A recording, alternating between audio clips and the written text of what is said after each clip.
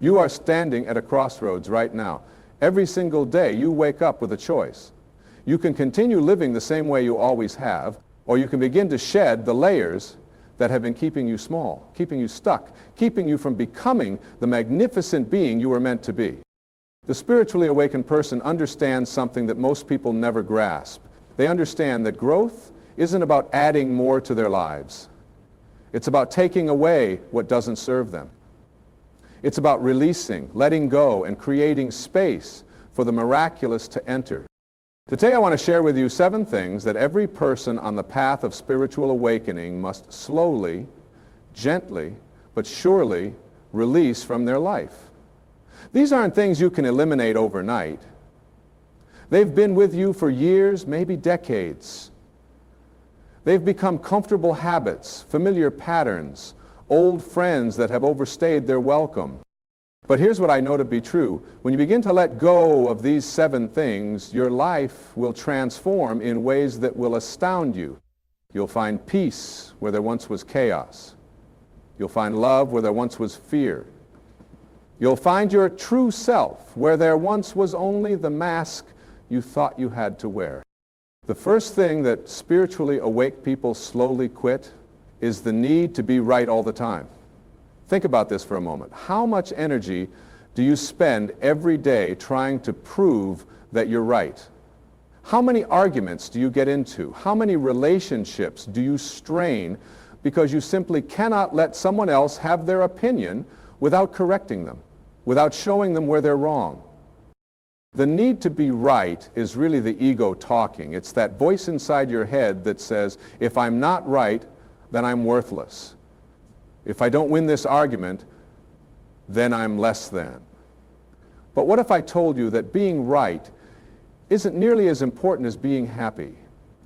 What if I told you that being right isn't nearly as valuable as being at peace? When you release the need to be right, something beautiful happens. You stop seeing other people as opponents and start seeing them as fellow travelers on this path called life. You stop needing to defend every little thing and start listening, really listening. And when you listen, you learn. When you listen, you grow. When you listen, you connect with others in a way that transforms both of you. I'm not saying you should become a doormat or that you should never stand up for what you believe in. What I'm saying is that you can choose your battles wisely. You can ask yourself, is this worth my peace? Is this worth damaging this relationship? Is this worth the stress I'm creating in my body and my mind? Most of the time the answer will be no. Most of the time you'll realize that being happy is so much more important than being right. And when you make that choice consistently, when you choose peace over being right, you'll find that your relationships improve dramatically. People will want to be around you because you're not constantly trying to correct them or prove them wrong. The second thing that spiritually awakened people slowly release is the addiction to approval from others. This is a big one, and it's something that most of us struggle with our entire lives. From the time we're children, we're taught to seek approval. We want our parents to approve of us. But here's the problem with living your life seeking approval from others. You're giving away your power. You're allowing other people to determine your worth. You're living your life according to what you think they want, instead of what you know is right for you. The truth is, you can never get enough approval to fill the hole inside you that craves it. There will always be someone who doesn't approve of your choices, your appearance, your beliefs, your lifestyle. If you're living for their approval, you'll spend your entire life chasing something that's constantly moving, constantly changing, constantly out of reach. When you begin to release the need for approval, you start living from your authentic self. You start making decisions based on what feels right to you, not what you think will make others happy. You start wearing what you want to wear, saying what you want to say, doing what you want to do, not because you're rebelling, but because you're finally being true to yourself. This doesn't mean you become selfish or inconsiderate. It means you stop betraying yourself to please others. It means you stop saying yes when you mean no. It means you stop pretending to be someone you're not just to fit in. The people who truly love you will love you for who you really are, not for who you pretend to be. The people who only love you when you're seeking their approval aren't really loving you at all. They're loving the version of you that makes them comfortable. So when you release the need for approval, you give others permission to do the same.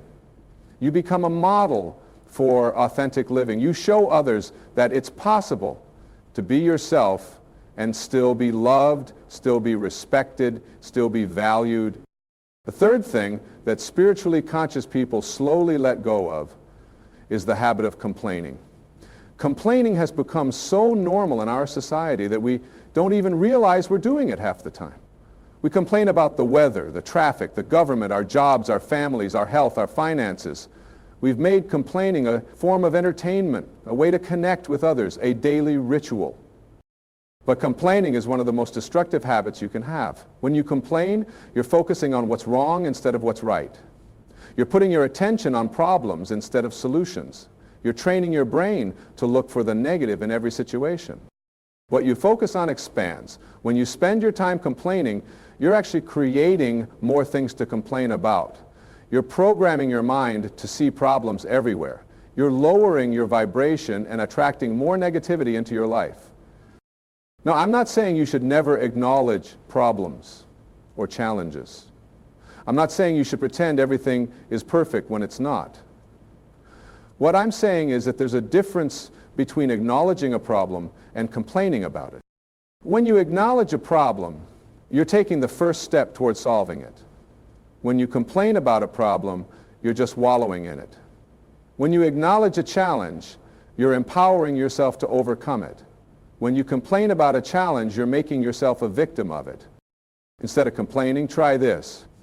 For every problem you identify, come up with at least one possible solution. For every challenge you face, ask yourself, what can I learn from this? How can I grow from this? How can this make me stronger, wiser, more compassionate? When you stop complaining and start looking for solutions, your entire life changes. You become a problem solver instead of a problem dweller. You become someone who creates positive change instead of someone who just talks about what's wrong. The fourth thing that awakened souls gradually release is the need to control everything and everyone around them. Control is an illusion, but it's an illusion that many of us cling to desperately. We think that if we can just control our circumstances, our relationships, our future, then we'll be safe, we'll be happy, we'll be secure. But the truth is, the only thing you can really control is yourself. You can't control what other people do, what they say, how they react, what they choose. You can't control the weather, the economy, natural disasters, or any of the countless variables that make up life. When you try to control things that are outside your control, you create stress, anxiety, and frustration for yourself. You waste enormous amounts of energy trying to manipulate situations and people instead of focusing on what you actually can influence. The need to control often comes from fear. We're afraid that if we don't control everything, something bad will happen. We're afraid that people will make choices we don't like. We're afraid that life won't unfold the way we think it should. But when you release the need to control, something magical happens. You start to trust. You start to have faith that things will work out, maybe not exactly as you planned, but in the way that's best for everyone involved. You start to see that there's a wisdom in life that's greater than your limited perspective. When you stop trying to control others, your relationships improve dramatically. People feel free to be themselves around you. They don't feel like they have to walk on eggshells or pretend to be someone they're not. They trust you because they know you're not trying to manipulate them or change them. When you stop trying to control circumstances, you become more adaptable, more resilient, more at peace. You learn to flow with life instead of fighting against it. You learn to find opportunity in unexpected situations. You learn to see challenges as chances to grow instead of as problems to solve.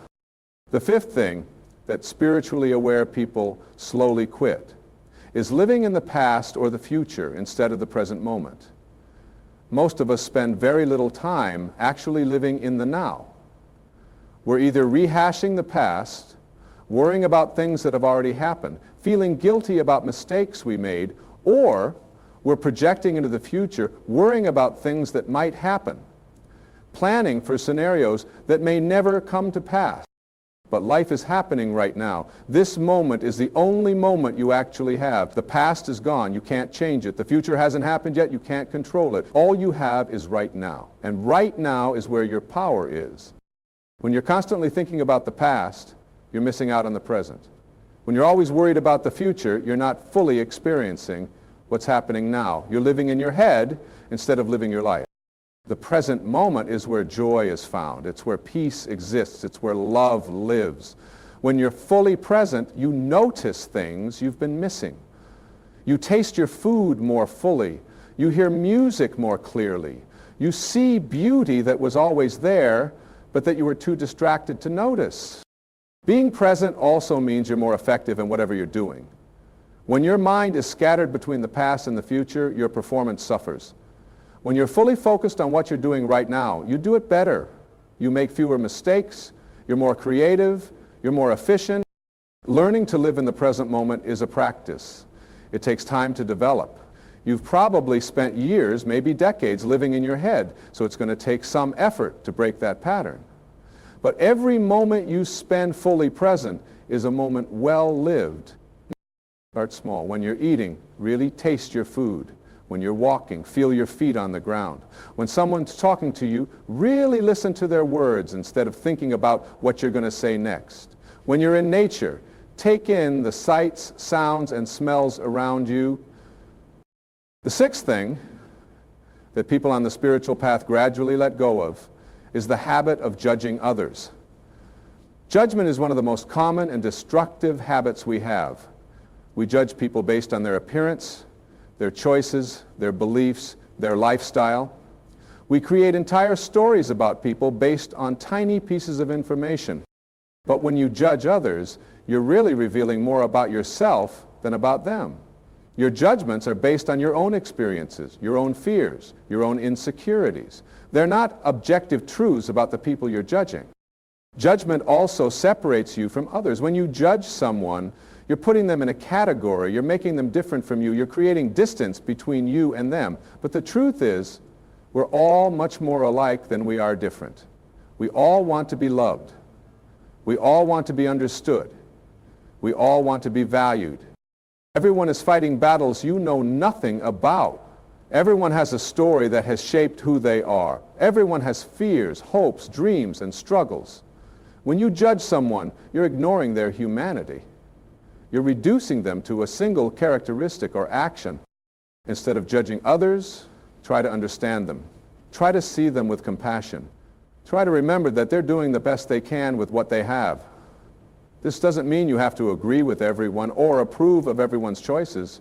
It just means you can see them as fellow human beings who are trying to figure out life just like you are. But when you stop judging others, you also stop judging yourself as harshly.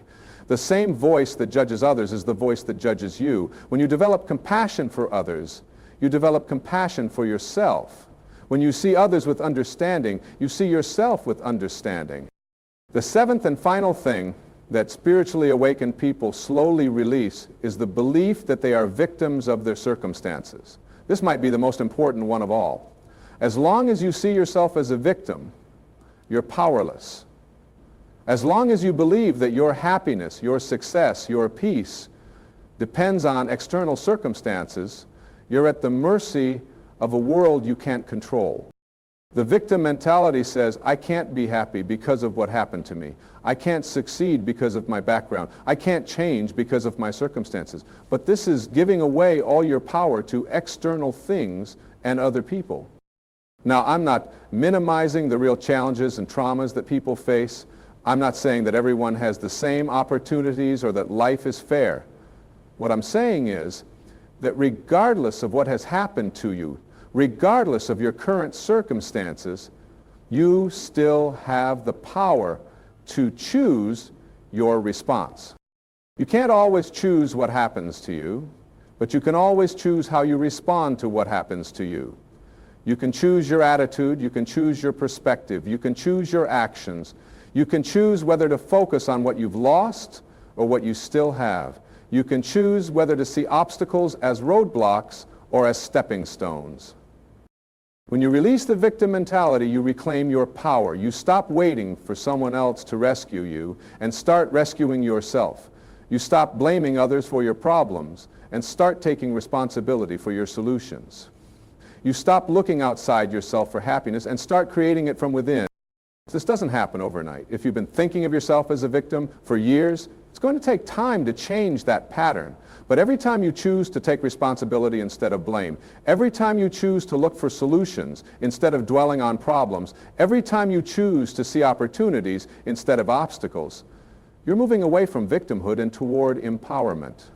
The beautiful thing about releasing these 7 things is that you don't have to do it perfectly. You don't have to eliminate them from your life completely before you start seeing benefits. Every small step you take, every moment of awareness, every conscious choice to let go of what doesn't serve you moves you closer to the person you're meant to be. You might find that you make progress in one area and then slip back into old patterns. That's okay, that's normal. That's part of the process. The key is to be gentle with yourself, to be patient with yourself, to remember that change takes time. Some days you'll remember to stay present, and other days you'll find yourself lost in worry about the future. Some days you'll choose peace over being right, and other days you'll get caught up in an argument. Some days you'll take responsibility for your life, and other days you'll slip into victim thinking. The goal isn't perfection. The goal is progress. The goal is awareness. The goal is to catch yourself more quickly when you fall into these old patterns and to choose differently. As you begin to release these 7 things, you'll notice changes in your life that might surprise you. Your relationships will improve because you're no longer trying to control or judge the people around you. Your stress levels will decrease because you're no longer fighting reality or trying to be right all the time. Your happiness will increase because you're no longer depending on external approval or circumstances for your peace. You'll also find that you have more energy. These 7 habits are incredibly draining. When you're constantly trying to control everything, judge everyone, complain about everything, prove you're right, seek approval, live in the past or future, and see yourself as a victim, you're using up enormous amounts of mental and emotional energy. When you release these habits, you free up that energy for things that actually matter. You can use it to create, to love, to grow, to contribute. You can use it to pursue your dreams, to build meaningful relationships, to make a positive difference in the world. You'll also find that you become more attractive to other people. Not necessarily in a physical sense, although that might happen too, but in an energetic sense. People are naturally drawn to those who are at peace with themselves, who don't need to prove anything, who don't judge others, who take responsibility for their own lives. When you embody these qualities, you become a source of inspiration for others. You show them what's possible. You give them permission to let go of their own limiting patterns. You become a light in a world that often seems dark.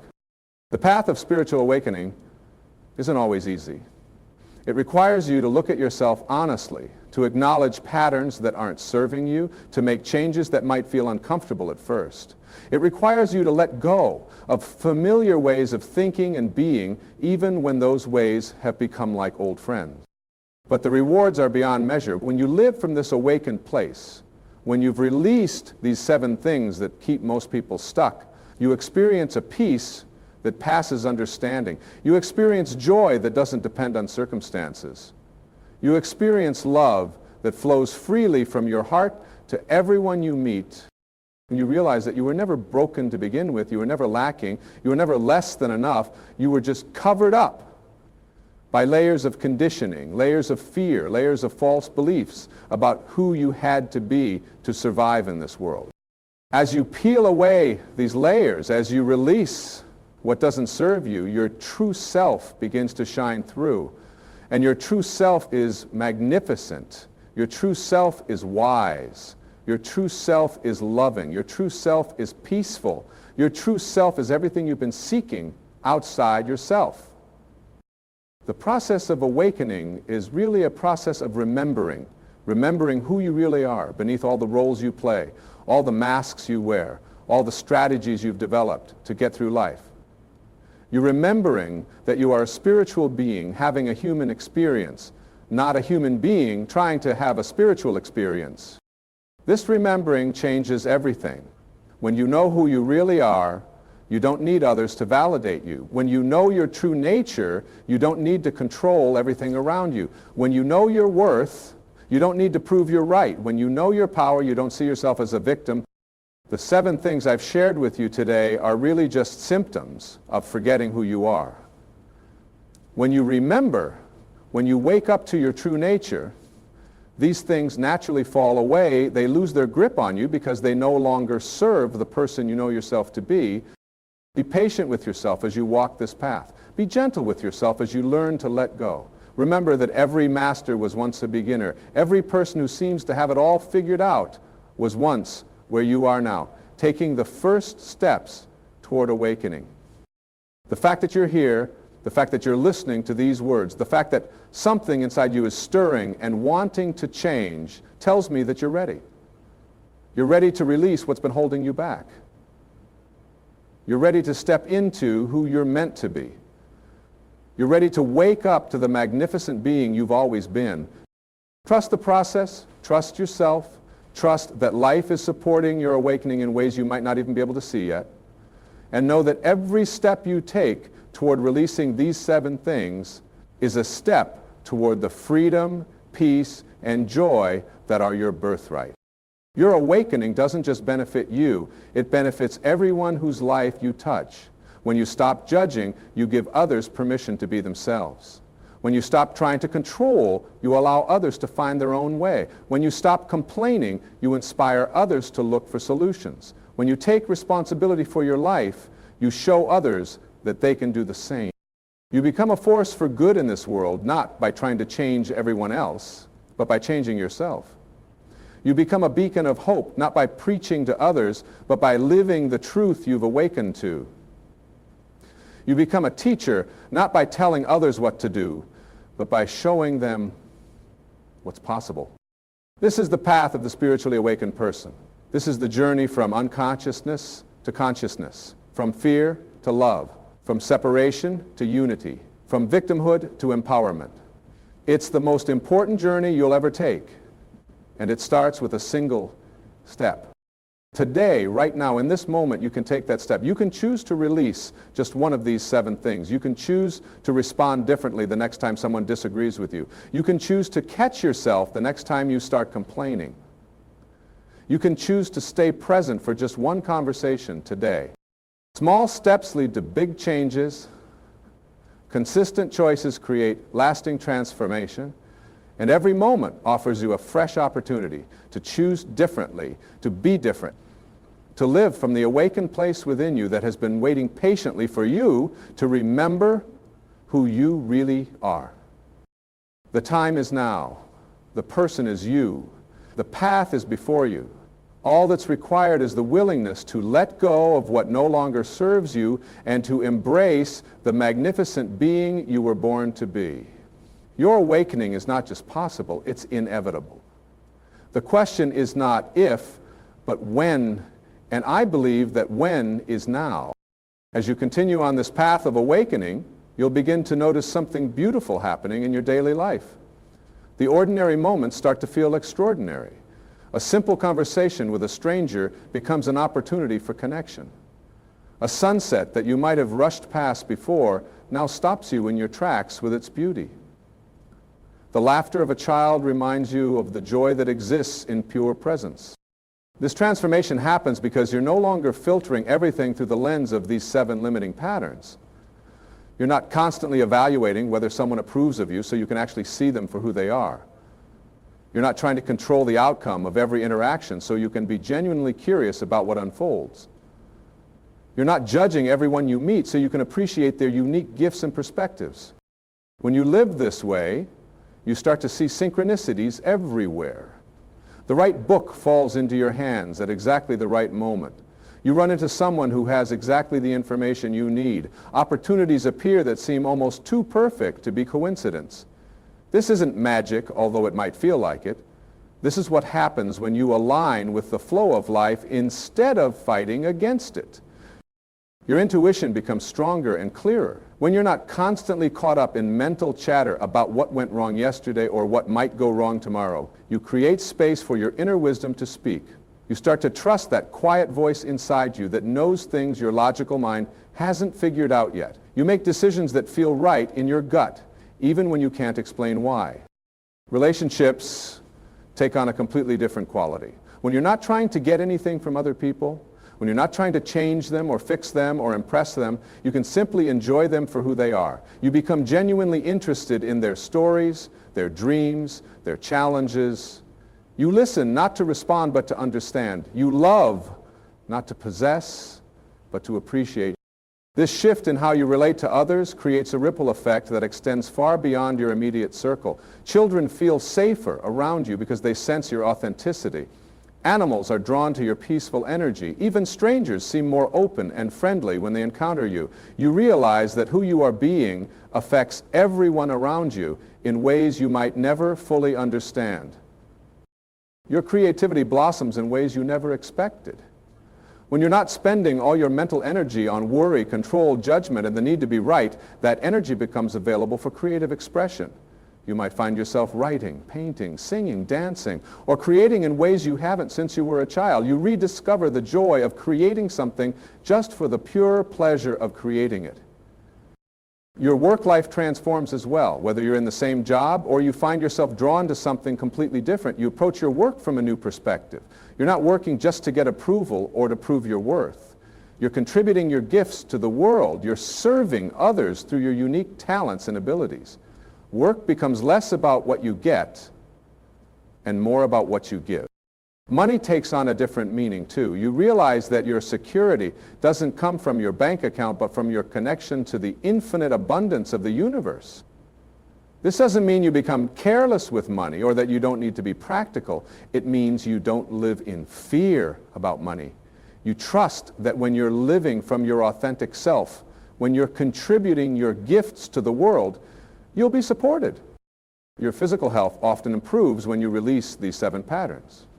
Stress is one of the biggest contributors to illness, and these patterns create enormous amounts of stress in your body. When you stop fighting with reality, when you stop needing to control everything, when you stop judging and complaining, your body relaxes. Your immune system strengthens. You sleep better. You have more energy. You might also find that you naturally make healthier choices without forcing yourself. When you're living from your authentic self, you naturally want to treat your body well. You eat foods that nourish you, not to punish yourself or because you should, but because you love yourself enough to care for the vessel that carries you through this life. The relationship you have with yourself becomes the foundation for everything else in your life. When you're not constantly seeking approval from others, you learn to approve of yourself. When you're not judging others, you stop being so harsh with yourself. When you take responsibility for your life instead of seeing yourself as a victim, you empower yourself to create the life you want. Self-care becomes a natural expression of self-love rather than something you have to force yourself to do. You take time for solitude not because you're running away from the world, but because you enjoy your own company. You say no to things that drain your energy, not because you're being selfish, but because you understand that taking care of yourself allows you to show up better for others. Your spiritual practice, whatever form it takes, becomes less about following rules or doing things perfectly and more about connecting with something greater than yourself. Whether you pray, meditate, spend time in nature, or simply sit in silence, these moments become precious opportunities to remember who you really are beneath all the roles and responsibilities. You begin to see the sacred in the ordinary. Washing dishes becomes a meditation on gratitude for having food to eat and dishes to eat from. Waiting in line becomes an opportunity to practice patience and presence. Traffic jams become chances to listen to music you love or to appreciate the engineering marvel of the roads and cars around you. As your perspective shifts, you realize that every experience, even the difficult ones, has been serving your growth in some way. The job you hated taught you what you don't want and pointed you toward what you do want. The relationship that ended painfully taught you about your own patterns and helped you develop compassion. The financial struggles taught you about resourcefulness and gratitude. This doesn't mean you become grateful for suffering or that you believe everything happens for a reason in some predetermined way. It means you develop the ability to find meaning and growth opportunities in whatever life presents to you. You become resilient, not because you're tough, but because you're flexible. You bend with life's storms instead of breaking.